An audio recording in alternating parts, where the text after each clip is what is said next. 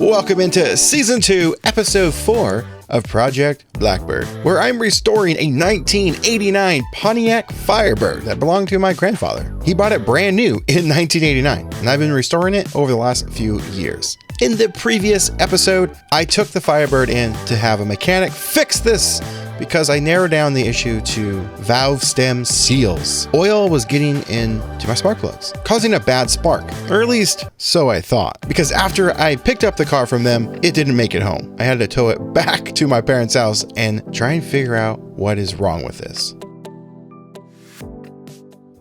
All right, so today, is it the day I fix it?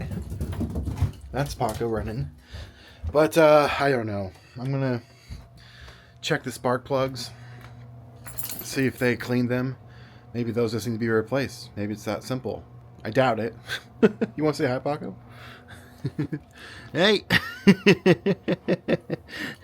But yeah, so I'm gonna head over there to my parents' house where it's at. So I also need to make a trip to Napa and return all the stuff I got and send back the other valve stem seals. That's what Chevy calls it, but the mechanic called them valve tubes or something like that. But supposedly these were the culprit.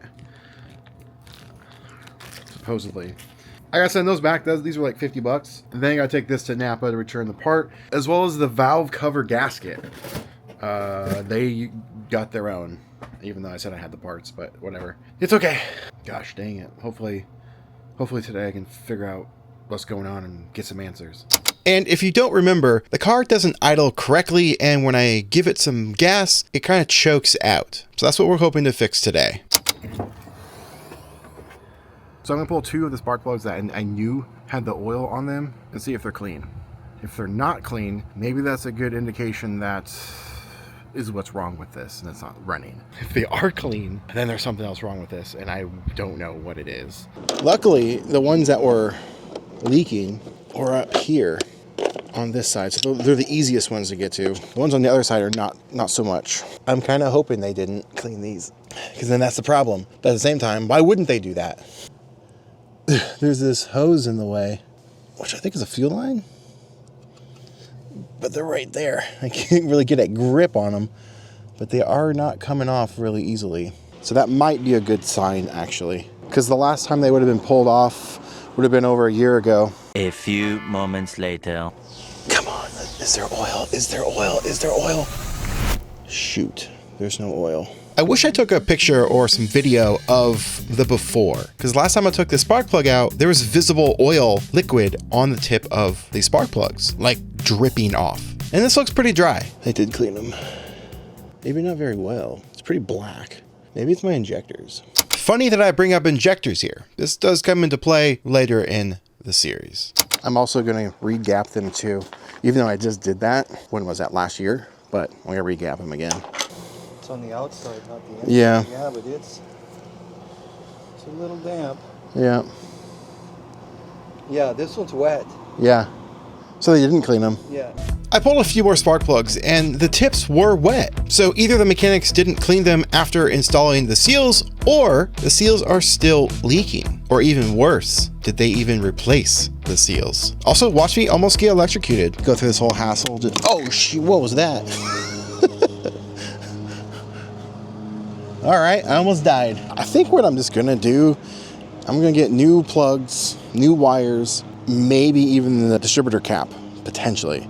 I'm gonna check that, because yeah, these are burning real black. I might just do wires and plugs to start with, see what happens, and then maybe if that's not fixed, do the distributor cap, even though I've already done that not too long ago, but I know how things can go. A few moments later. All right, $108 later. I didn't go cheap though. I got some more of the higher end stuff just because why not? I don't think this will actually fix it, but it's a start. Now I'm gonna go get the spark plugs gapped properly. The guy's like, it comes pre-gapped, but I want to check it because last time I did spark plugs, they were not. Yeah, as expected, these aren't gapped right. The Firebird calls for 0.045, and these are gapped more close to like 35 maybe. So I'm gonna get them gapped, then put in, then put the wires in, and hope for the best. I don't think this is going to fix it, but you never know. Can't hurt, right? I decided to take the distributor cap off to check which it was working properly. And, well... yeah, the distributor cap's not going back on. I stripped out the threading, I think. Or whoever messed with it last. There's like no threading. Well, we've accomplished absolutely nothing today, basically. Oh my God, this is something. It's taken a year and 3 months, I think, since when it first broke down. Ever since the car overheated and the radiator exploded, which was due to the faulty thermostat. But I did something during that time for something to happen.